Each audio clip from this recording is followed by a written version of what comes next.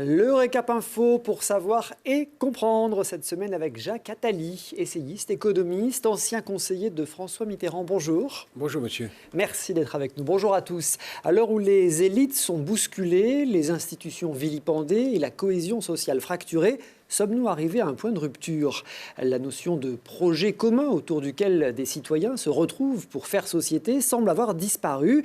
Et portée par la mondialisation, notre économie perd la boussole, créant des inégalités criantes entre les individus et des fossés entre les pays. Et s'il était venu le temps d'instaurer une économie positive, c'est la théorie de notre invité, Jacques Attali, président de la Fondation Positive Planète, une institution qui s'occupe précisément de faire de l'économie positive. Oui, nous essayons, avec beaucoup d'autres, de faire en sorte que les entreprises, les nations, les cités, les gens, dans leur vie personnelle, pensent plus à travailler dans l'intérêt des générations futures, et nous pensons que c'est la meilleure façon de s'occuper de soi-même. Donc on fait ça en aidant les plus démunis à créer les conditions d'une vie pour leur permettre de financer l'éducation de leurs enfants, mais aussi en aidant et en conseillant et en poussant entreprises et pays à agir en ayant plus de sens du long terme, tant socialement qu'écologiquement. Notamment via le microcrédit. Le microcrédit est une des dimensions parmi d'autres, mais qui a justement l'intérêt de permettre aux plus démunis de créer les conditions de financer leur vie et celle de leurs enfants. Alors bon, ce serait bien trop long de faire le curriculum vitae de Jacques Attali. On vous présente habituellement comme un économiste, un essayiste, auteur aussi de romans, de biographies. Au total, combien de livres? Près de 70 ouvrages, c'est ça? 80. 80 ouvrages. Des millions d'exemplaires vendus. Vous avez été aussi un des proches collaborateurs de François Mitterrand. On le sait un peu moins, cofondateur aussi de l'association Action contre la faim, également président de la BERD. La BERD, dans les années 90, c'était la banque européenne qui était chargée de la reconstruction et du développement, notamment des pays de l'Est. Dans toutes ces activités, quelle est celle qui a été la plus passionnante? Ce sera celle que je ferai après-demain, mais c'est toujours l'avenir qui m'intéresse. Je suis très fier de toutes celles que vous venez de nommer, en tout cas. Je parlais en introduction tout à l'heure des élites qui sont parfois bousculées en ce moment. Vous avez, fait des brillantes études, Sciences Po, Polytechnique, l'ENA. Qu'est-ce que vous pensez de cette remise en question de l'élite aujourd'hui qu'on entend beaucoup? D'abord, vous nommez élite, c'est des gens dont je ne suis pas sûr qu'il faudrait les considérer comme tels. Les médecins, les chercheurs, les gens qui font du travail de nuit, les footballeurs, les musiciens, les artistes sont plus importants peut-être dans la société que ce qu'on appelle les élites, qui est une façon de désigner des gens que de toute façon on a envie de clouer au pilori. Le mot est très mal utilisé en général. En fait, quand vous dites élite, vous voulez dire, ou plutôt en général on veut dire, les élites du pouvoir. Ce qui n'est pas la même chose, parce que le pouvoir ne rassemble pas, ça se saurait si c'était vrai, que des gens d'élite. Malheureusement, très souvent, il y a des gens médiocres au pouvoir. Mais c'est un peu ceux qui décident de nos vies quotidiennes, quand même. Non, nos vies quotidiennes sont décidées par nous, par chacun de nous. C'est à nous qu'il nous appartient de le faire. On dépend de soi-même. On dépend de la société, bien sûr, de ce qu'elle nous offre comme moyen. Mais en tout cas, dans un pays comme la France, qui est assez proche d'une démocratie, on a les hommes politiques qu'on mérite. Alors précisément, les hommes politiques, vous ne vous êtes, jamais présenté à un scrutin, Non. Vous qui avez été aussi près du pouvoir? C'est un choix que j'ai fait. J'ai voulu être un intellectuel, un écrivain, être libre d'agir, être libre de penser, être libre de changer la vie, n'être pas forcé de penser comme les gens qui faisaient partie du même camp que moi. Donc ma façon de penser les choses et me forcer à cette liberté. J'ai eu le privilège, malgré cela, de conseiller un homme politique important dont j'ai eu l'honneur d'être le principal collaborateur pendant 10 ans dans l'opposition et 10 ans à l'Élysée. Je suis très heureux et très fier de ce qu'on a fait ensemble. Puis ensuite, je suis resté un homme libre, toujours de gauche, mais un homme libre, soucieux d'être utile au pays et plus généralement à d'autres causes. Ça veut dire que quand on est élu, on n'est pas toujours libre?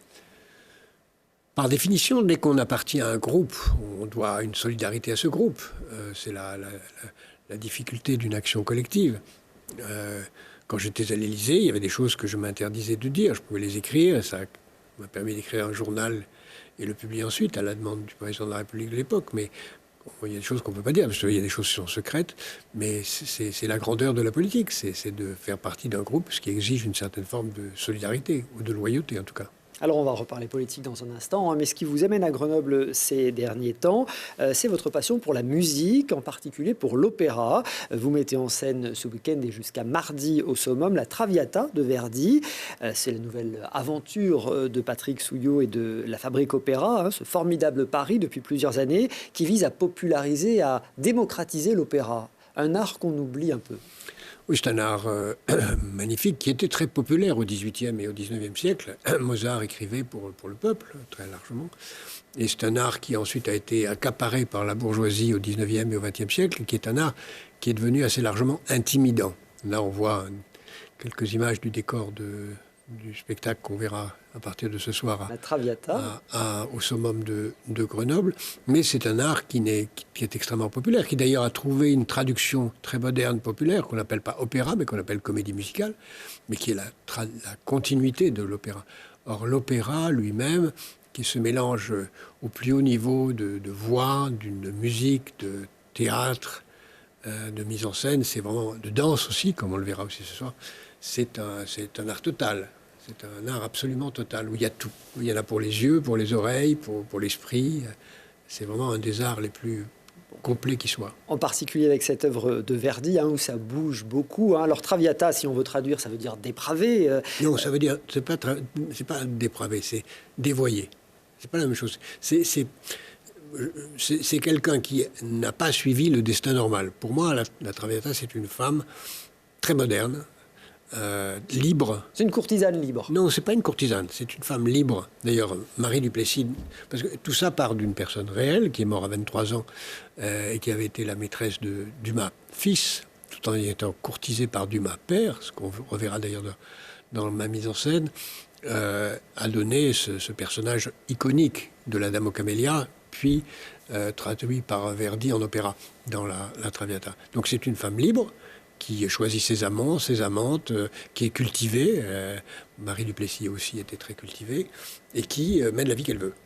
Mais qui, et si on le voit dans la Traviata, est confrontée non seulement à l'impossibilité pour une femme, ce qui est encore vrai aujourd'hui, d'avoir une vie totalement libre, comme les hommes peuvent l'avoir, et aussi, parce qu'elle n'est pas de la classe sociale de l'élite, d'avoir accès au bonheur qu'elle pourrait avoir si elle était du même monde que l'homme dont elle est amoureuse.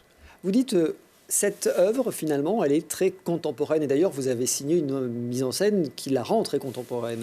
D'abord, il faut respecter la musique et respecter ce que voulait l'auteur. Donc, un metteur en scène d'opéra, c'est quelqu'un qui doit être très humble et qui doit être au service de la musique et de l'œuvre. Donc, il faut en donner plein les yeux et plein les oreilles, mais il faut vraiment respecter la musique, respecter aussi ce qu'elle a voulu dire. Mais la psychologie des personnages est très complexe, très subtile, très fine.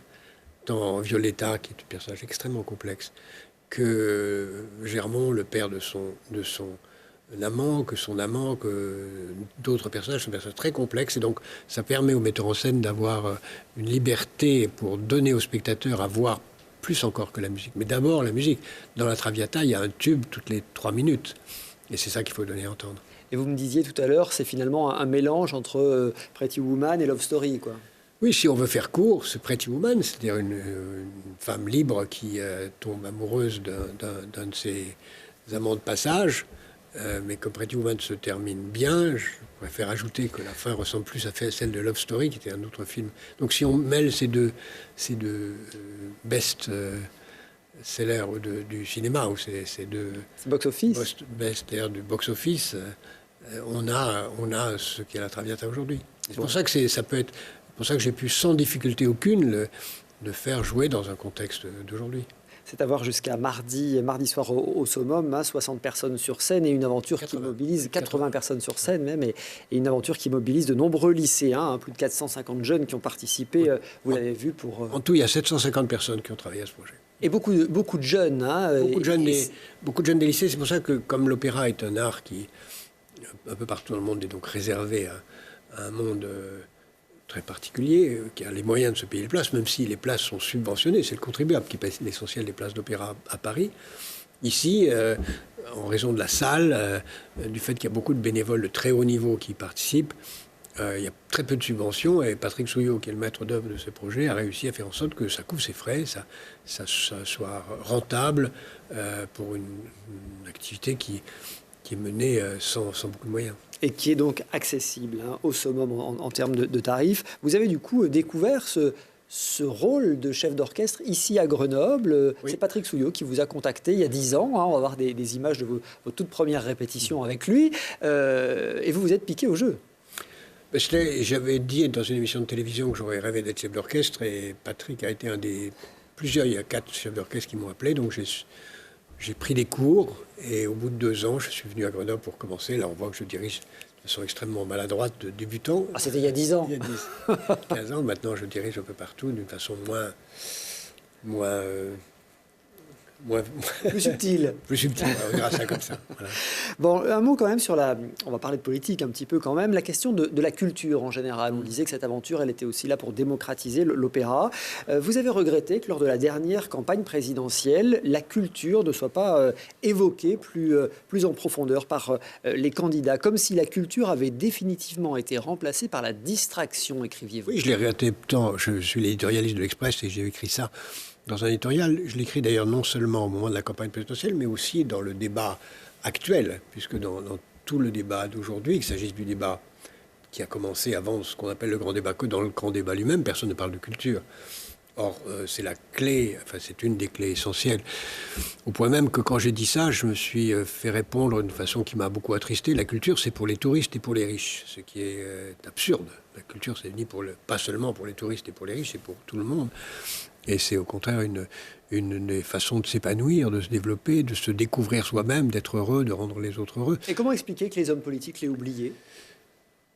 Je ne vous apprendrai rien en disant que beaucoup d'hommes politiques font de la politique et rien d'autre. Ils ne s'intéressent pas à Boris. Ils sont eux-mêmes pas cultivés, c'est ça ?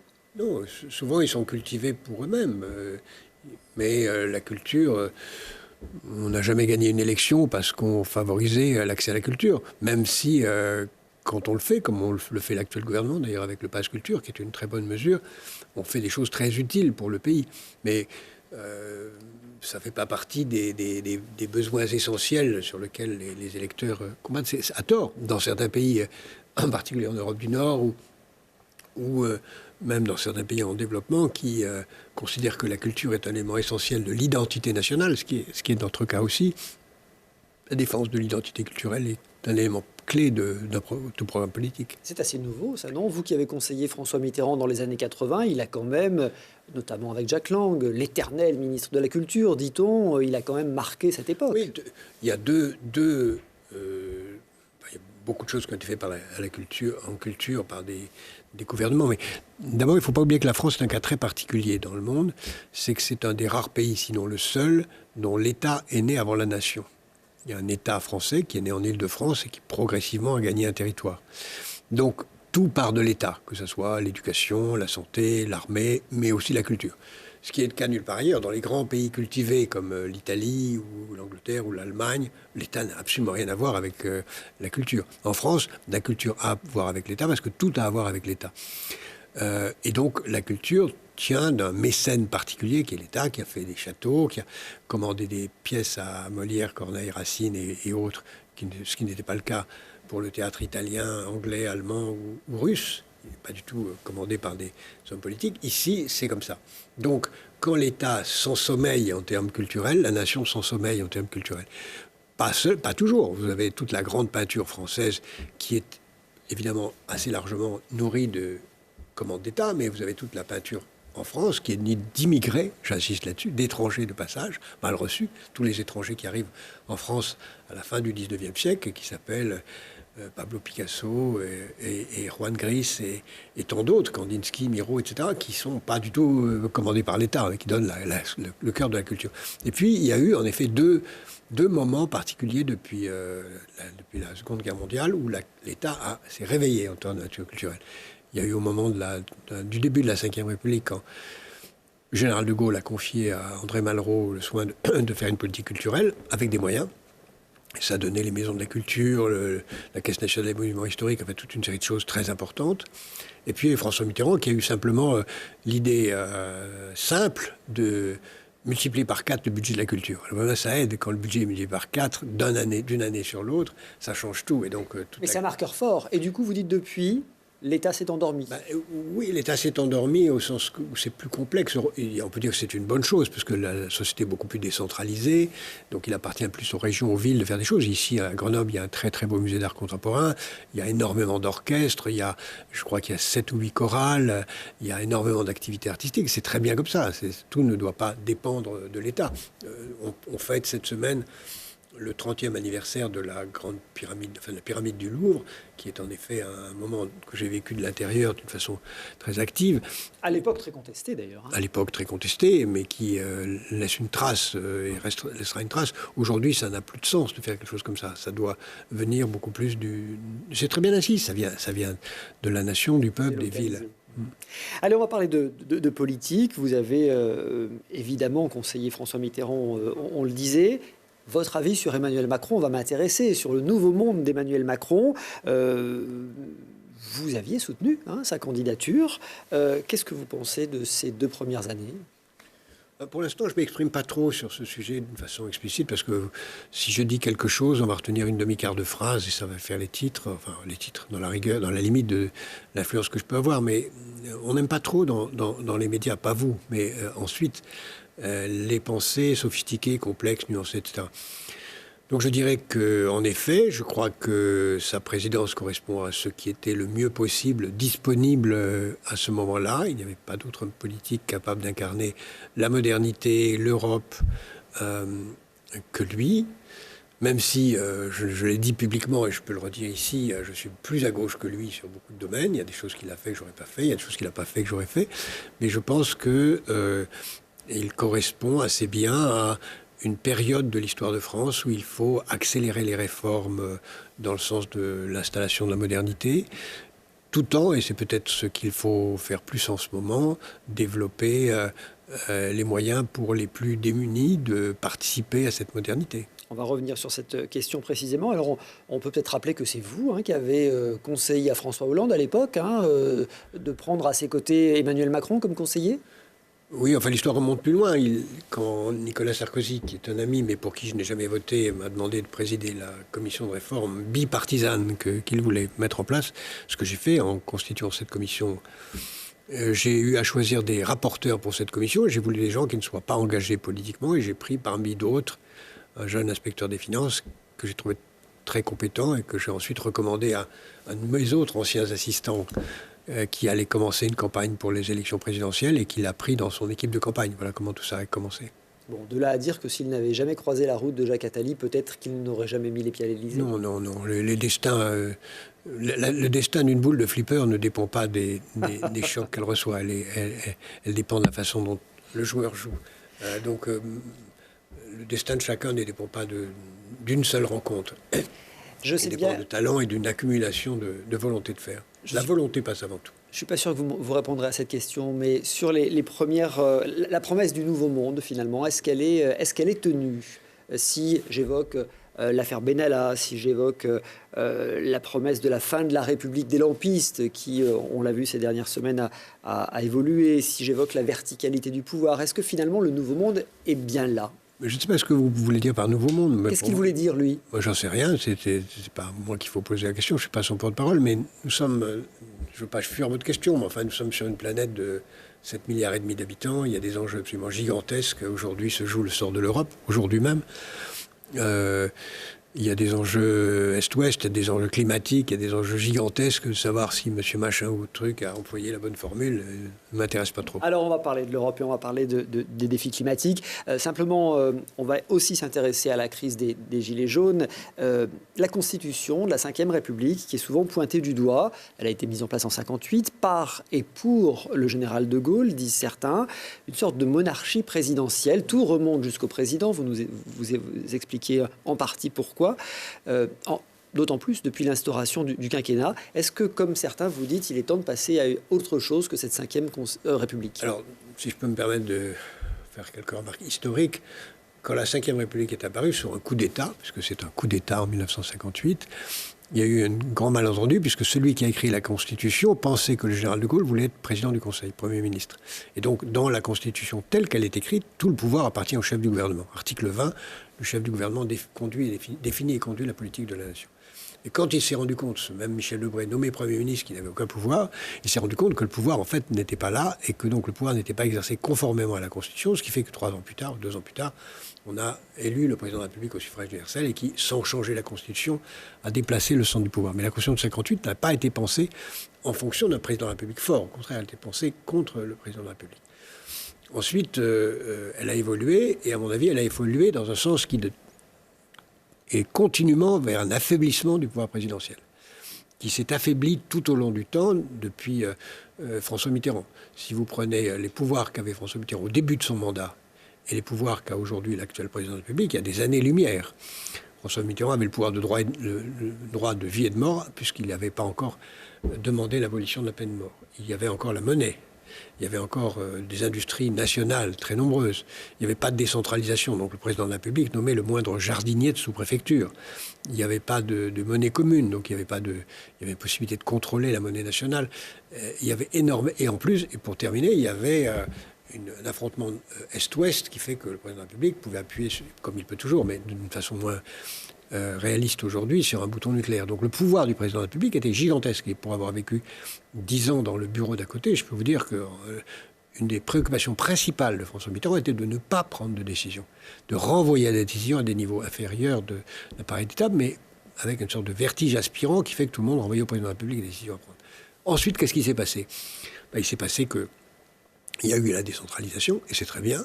Il y a eu l'abolition de la peine de mort, et c'est très bien. Il y a eu la libération des radios. Quand François Mitterrand a été élu, vous n'existiez pas. Il y avait 3 chaînes de radio d'État, et moi, qui étais le directeur de cabinet du chef de l'opposition, il fallait l'accord du secrétaire général de l'Élysée pour que je sois invité à France Inter. Vous imaginez le monde dans lequel on ne peut pas imaginer ce que c'était à l'époque. Donc, tout a changé. Tout ça a dilué les pouvoirs. Infiniment dilué le pouvoir. Plus la Constitution européenne, l'euro, la fin de l'Union soviétique, tout ça fait que... Alors, dernier clou ou avant-dernier clou sur le cercueil, la réduction du mandat à 5 ans, qui est une erreur conjointe, à mon avis, de Lionel Jospin et de Jacques Chirac, qui tous les deux croyaient que ça servirait dans l'élection présidentielle suivante. C'est une réforme mesquine et purement tactique de 2 hommes politiques qui ne voyaient pas l'intérêt de la nation, mais leur intérêt électoral personnel. Je le dis avec sévérité, mais c'est ce que je pense. On conduit à réduire le mandat du président de la République à 5 ans, ce qui fait qu'il n'a plus le surplomb qu'il avait avant en ayant un mandat plus long que celui de l'Assemblée nationale. Je reviens à Emmanuel Macron, mais le ni de droite ni de gauche qu'il a évoqué, ça ne vous convient pas. Il faut revenir à des partis de droite et de gauche, écrivez-vous. Rien n'est pire qu'une confrontation simpliste entre populistes et modernistes. Oui, je vous remercie de citer ça. Je crois qu'il y a une période où il fallait faire ce qu'il a fait. Et ça correspond d'ailleurs à la mise en œuvre du programme de la commission que j'avais présidée, puisque c'était une commission bipartisane qui rassemblait toutes les réformes de bon sens, consensuelles, mais qu'aucun président de la République n'avait osé faire. De peur d'ailleurs de révolte comme celle qu'on a aujourd'hui. Tout le monde... Mis à part François Mitterrand, je n'ai pas entendu un seul président de la République ne pas me dire « si je fais ce que tu dis, ils vont venir me couper la tête ». Donc les présidents de la République sont empressés de ne rien faire. Et donc il y avait tout un stock de réformes nécessaires, qu'on peut dire de droite, de gauche, peu importe, qui n'étaient pas faites. Donc il fallait le faire. Elles sont en train d'être faites. À mon avis, on a plus fait la partie droite de ces réformes que la partie gauche, en particulier en matière d'éducation, de santé, de justice sociale et de mobilité sociale, qui me paraît essentielle. Enfin, elles sont en train d'être faites. Mais il ne faut pas que ça dure. Il faut considérer que c'est une parenthèse nécessaire, justifiée par la procrastination des prédécesseurs. Maintenant, une fois l'art de remettre au lendemain. Voilà. Maintenant, ceci étant fait, je pense que le pire qui puisse arriver à notre pays serait de s'enfermer dans une opposition entre les modernistes et les souverainistes. D'abord, parce qu'il ne faut pas laisser le mot souverainiste, qui est un très beau mot, à des quasi-fascistes, et qu'il faut retrouver une opposition entre une gauche moderne et une droite moderne qui correspond à 2 conceptions républicaine et courtoisement opposée de la République. Sauf qu'on sent bien que pour Emmanuel Macron, c'est aussi plus confortable d'être opposé exclusivement à ce que vous appelez les souverainistes, qu'on va appeler les... c'est pas moi qui l'ai appelé comme ça. Enfin, oui, pardon, l'extrême droite, voilà. Soyons clairs. Oui, c'est plus facile. Électoralement parlant. Électoralement, c'est plus facile, mais c'est un peu jouer avec le feu. Parce que ça peut servir, ça sert, mais à terme, on n'est pas sûr de gagner. Mais vous dites dans 5 ou 10 ans, ça peut totalement tourner. Je rappelle quelques théorèmes, quelques évidences. Premièrement, aucun président élu la première fois où il s'est présenté n'a été réélu.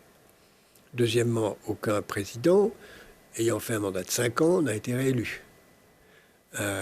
Ce qui amène à l'hypothèse selon laquelle le président actuel, il le sait bien, quel que soit son adversaire, peut être battu. Parce qu'il faut bien se rappeler que dans une élection présidentielle, en France comme ailleurs, c'est pas spécialement français, personne n'est jamais élu président. C'est toujours l'autre qui est battu. François Mitterrand n'a pas été élu président de la République. C'est Valéry Giscard d'Estaing qui a été battu. Nicolas Sarkozy n'a pas été élu président de la République, c'est Ségolène Royal qui a été battu. Et Emmanuel Macron a été élu président de la République parce que Marine Le Pen a été battue. Plus qu'on choisit, voilà, finalement. C'est une vieille formule politique. Au premier tour, on choisit. Au deuxième tour, on élimine. Mais donc, ça fait des choix par défaut, Jacques Attali. C'est la grandeur ou la limite de la démocratie. Et on peut très bien imaginer que les gens se disent un jour, écoutez, on a tout essayé, essayons autre chose. Donc je pense que essayons autre chose devrait nous laisser une deuxième branche de l'alternative, parce qu'il ne faut pas parler d'alternative, mais de deux branches d'une alternative, qui soit autre chose que la modernité et l'extrême droite.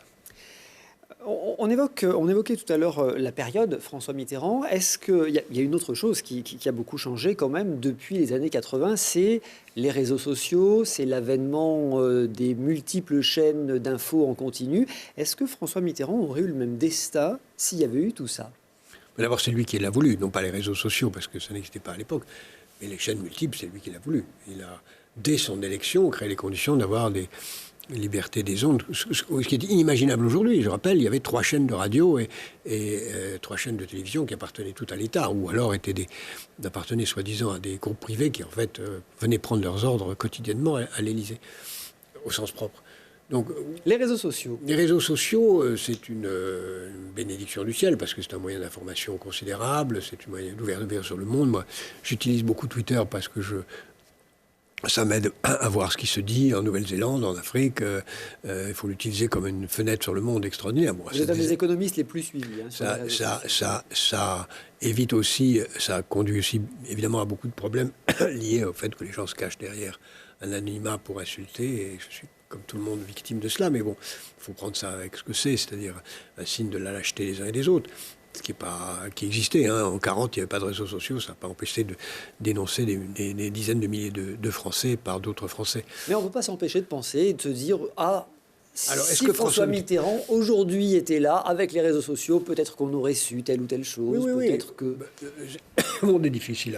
Si François Mitterrand avait été élu, d'abord, s'il y avait eu les réseaux sociaux à l'époque, les mœurs étaient telles qu'il n'aurait peut-être pas été élu. Mais s'il était candidat aujourd'hui, avec les mœurs qu'il avait et les réseaux sociaux, il aurait été élu. Parce que les mœurs ont changé. Donc il faut voir l'évolution des mœurs avec l'évolution des technologies. Donc je pense que tout compte fait, ça ne change rien. Allez, on va évoquer la crise des Gilets jaunes. Comment est-ce que vous l'analysez ? Qu'est-ce qu'elle révèle selon vous ? Elle est partie du ras-le-bol fiscal, mais on a bien vu que très très rapidement, c'est bien d'autres revendications qui sont apparues. Je voudrais remettre ça dans un contexte plus vaste, si vous permettez, bien si je vais répondre aussi précisément que possible à votre question. Dans un contexte plus vaste, en Occident, on a constaté, quand on regarde les chiffres, que depuis 2007 jusqu'à aujourd'hui, tout le monde a gagné. Et même pas seulement en Occident, à l'échelle mondiale. Tout le monde a gagné. Les niveaux de vie des gens très très pauvres ont augmenté. D'ailleurs, le nombre de pauvres en pourcentage a baissé. Les très riches, pas besoin de le dire, ont augmenté d'une façon phénoménale. Mais partout dans le monde, la classe moyenne, ce qu'on appelle la classe moyenne inférieure, c'est-à-dire les gens qui sont autour du SMIC ou du niveau minimum de retraite et au-dessus, n'ont pas gagné du tout en 10 ans et même ont perdu. C'est très frappant. Quand on regarde la courbe, elle est comme ça. Elle croît, elle s'effondre et elle recroît. Il y a un groupe qui est la classe moyenne, modeste, qui a perdu. Et il était normal, moi je l'ai dit depuis 10 ans, que ces gens-là, à juste titre, se disent « ça suffit, c'est nous qui payons tout, ça suffit ». Et en France plus particulièrement, pourquoi ? Parce que nous sommes un pays riche.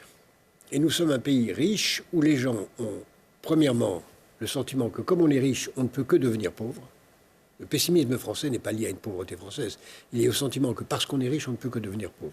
Le pessimisme est un signe de richesse, pas de pauvreté. Et deuxièmement, parce que ce qui s'est aggravé en France, en dehors de ce creux sur la classe moyenne faible, enfin disons la classe moyenne la plus modeste, c'est la probabilité pour leurs enfants d'accéder au niveau supérieur. Il y a 50 ans, la probabilité pour un fils d'ouvrier d'aller à Polytechnique est à peu près 5 fois supérieure à ce qu'elle est pour un fils d'ouvrier aujourd'hui. Vous dites que l'ascenseur social est bloqué, ne fonctionne plus. Donc, pour ces classes moyennes modestes, non seulement ils sont bloqués, eux, mais l'espérance qu'ils reportaient sur leurs enfants ne fonctionne plus. Et donc, la rage et la colère se comprend, se justifie. Oui, vous allez même plus loin. Vous dites que le système va exploser car il y a trop de concentration de richesse. Je l'ai écrit depuis longtemps. La rage, la colère, j'ai employé ces mots depuis 10 ans. Je dis la rage et la colère vont se tourner. Nous sommes dans une économie de la rage qui peut devenir une économie de la violence. Mais quand on entend ça, des années que je dis ça. Est-ce qu'on n'assiste pas non plus, aussi, un peu, à une chasse aux riches? Alors, ça devient un phénomène qui n'est pas que français, hein. La démagogie générale, le fait qu'on a une solution pour tout, qu'on trouve en Italie, en Espagne, en Angleterre, etc. aujourd'hui, crée une démagogie. La chasse aux riches, oui. Dans le rapport de la commission que je présidais, nous avions employé une formule que je crois beaucoup, qui est de dire la grande différence entre la France et beaucoup d'autres pays, c'est qu'en France, pour des raisons sur lesquelles on pourrait revenir, le scandale, c'est la richesse, tandis que dans beaucoup d'autres civilisations, le scandale, c'est la pauvreté. Et quand on considère que le scandale, c'est d'être riche, alors qu'on devrait considérer que ce n'est pas ça le scandale c'est d'être pauvre, on inverse radicalement la perspective. Il ne s'agit pas d'empêcher les gens d'être riches, mais d'aider les pauvres à devenir riches. Et en France, pour des raisons sur lesquelles je pourrais revenir, on est plutôt dans la deuxième position. Et c'est ça qu'il faut changer. Et d'un certain point de vue, d'ailleurs, ce qu'a fait Emmanuel Macron va dans ce sens, même si... Ça passe très mal, ça passe très mal. On voit bien qu'il a essayé d'inverser avec l'abandon de l'ISF, avec la mise en place de cette IFI. Il a essayé, mais moi, difficilement. J'étais contre l'abandon de l'ISF. Je continue à penser que cet impôt était à la fois techniquement et idéologiquement et culturellement nécessaire, même si nous sommes des seul pays au monde à l'avoir. Mais la France est ainsi faite que c'était pas un bon signal à donner, me semble-t-il. Mais aider le maximum de gens à réussir leur vie, aider le maximum de gens à faire ce que j'appelle devenir soi, c'est-à-dire se découvrir, se trouver, réussir, ça doit être la clé des choses. C'est ça où l'éducation... Une des réformes importantes qu'il a fait au début et qui paiera peut-être dans 15 ou 20 ans, c'est de dédoubler les nombres d'élèves des classes maternelles dans les quartiers difficiles pour permettre justement changer cette motivation, cette mobilité sociale. Vous allez même un peu plus loin, hein, parce qu'on parle beaucoup d'assistanat ces derniers temps dans le discours politique, et vous dites, vous affirmez que la pauvreté condamne à se contenter de réclamer, à attendre tout de la société et des autres. C'est faux. Vous dites qu'il faut donner la chance de voir vos projets se réaliser. Oui, c'est ce que nous faisons avec la Fondation Positive Planète. On aide des gens qui sont en situation extrêmement précaire. On aide beaucoup de gens, surtout au RSA ou dans une situation très difficile, qui ont même renoncé à retrouver confiance en eux et à développer un rêve et un projet et réussir. On y arrive, c'est possible. Ça veut dire que les allocations ne sont pas suffisantes? C'est pas tout.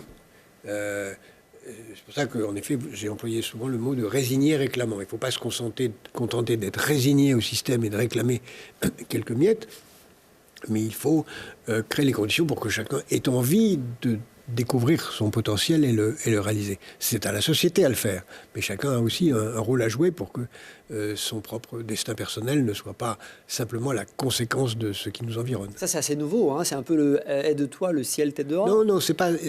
Je me vient à l'esprit, en vous parlant, en vous écoutant, une métaphore qu'utilisait Blaise Pascal. Blaise Pascal était un immense écrivain, peut-être un des plus grands écrivains français, qui était aussi un grand catholique et qui était très mêlé à une querelle sur la grâce de l'époque, qui était de savoir si notre destin était déterminé par Dieu ou si l'homme y pouvait quelque chose. Et lui, qui était très croyant et qui croyait beaucoup à l'influence de la grâce, avait trouvé une métaphore que je trouve très juste et qui est très moderne. Imaginez un paysan, il a un champ, il essaye d'avoir la meilleure récolte. Pour avoir la meilleure récolte, il faut 3 choses. Il faut que le champ soit fertile, qu'il pleuve, mais qu'il bosse. Enfin, il ne dit pas qu'il bosse, qu'il travaille. Il y a les 3 choses. Il faut un champ, c'est-à-dire des conditions naturelles. Il faut la pluie, c'est-à-dire un environnement politique qui vous permet d'avoir ce qu'il faut pour, mais il faut travailler. Et il faut les 3 choses. Et s'il en manque une seule, rien ne va. Notre système a eu tendance d'oublier un petit peu la dernière chose. À ceux qui parlent trop d'assistanat, de dire on est dans un système trop assisté. Non, on est dans un système où il y a tellement de choses qui vont bien et tellement de choses qui vont mal. Il ne faut pas oublier, on est quand même une des plus grandes puissances du monde.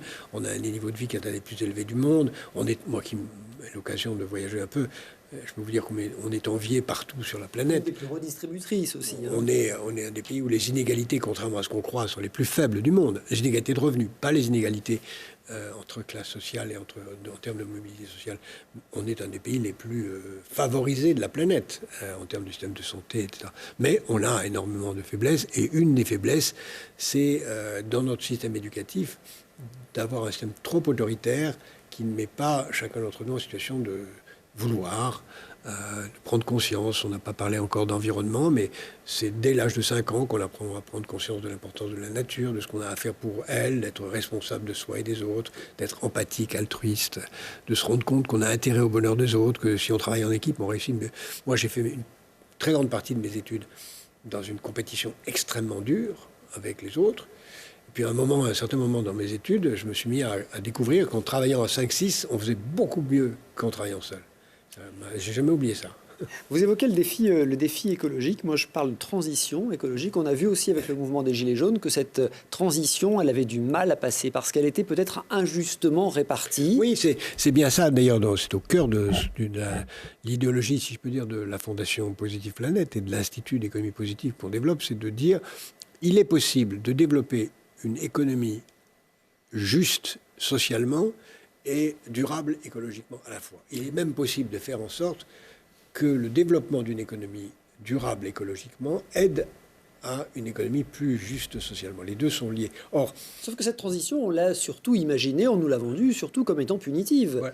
La taxe carbone... contradictoire. Mais la taxe carbone, elle est absolument indispensable. Il faut réduire massivement l'usage du carbone. Il ne faut pas le supprimer, parce que sans carbone, il n'y a pas de vie. Sauf que l'effort risque de peser sur les plus faibles.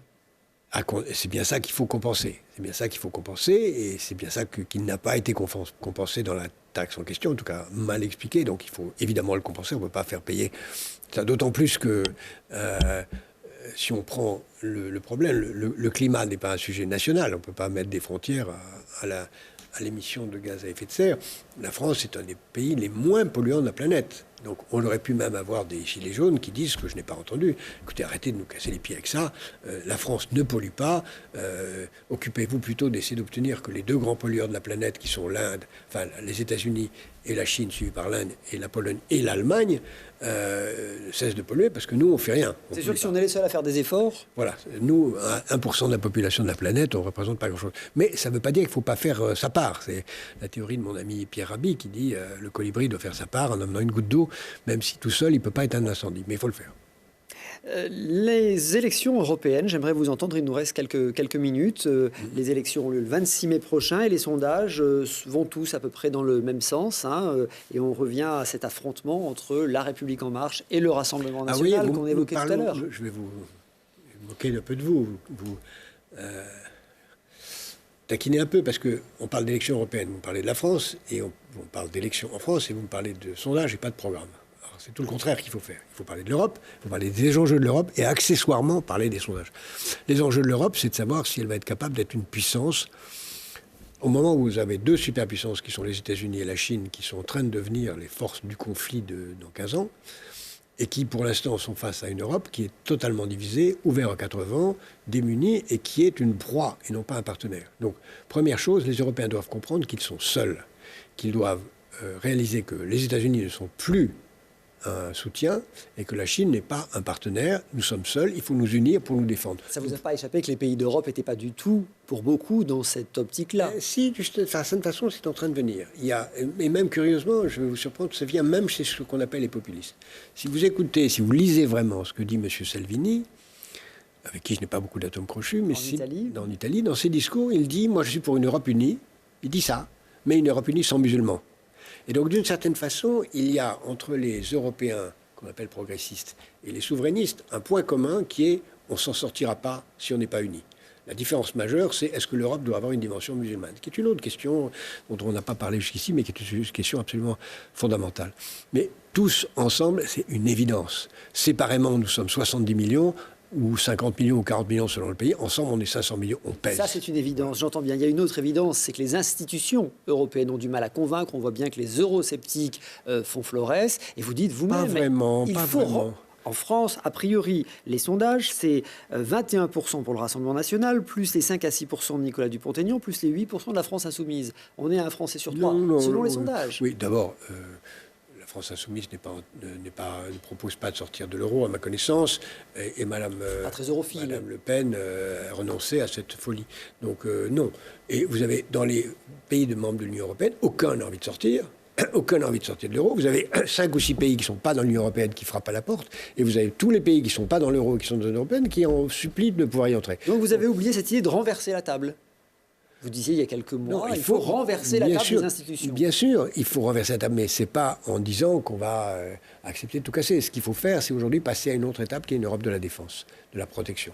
Il faut une Europe politique et qu'on ne peut pas avoir une armée européenne si on n'a pas d'institutions plus démocratiques. Donc il faut un Parlement beaucoup plus puissant qui se dote d'armement sous toutes les formes, cybersécurité, protection de nos frontières, industrie de la défense, défense culturelle. Et la France ayant aussi une deuxième dimension qui est la francophonie, nous devons avoir deux piliers de notre politique internationale qui est l'Europe et la francophonie qui nous permet d'avoir, nous Français, une réalité à la fois intégrée à l'Europe et indépendante qui nous donnera une force unique si on sait s'y prendre. J'ai l'impression qu'on a un peu oublié ces deux rôles essentiels ces dernières décennies. Oui, absolument. L'Europe, non, parce que François Mitterrand a eu la chance d'être en situation avec le chancelier Kohl de faire avancer l'Europe. C'est lui qui a fait le marché unique, la monnaie unique. Mais depuis, on s'est un peu endormi et la francophonie n'intéresse personne, ce qui est une erreur stratégique qu'on paiera très cher si on ne s'y reprend pas. Merci Jacques Attali d'avoir été l'invité du Récap Info. Merci à tous de votre fidélité. Rendez-vous la semaine prochaine avec un nouvel invité.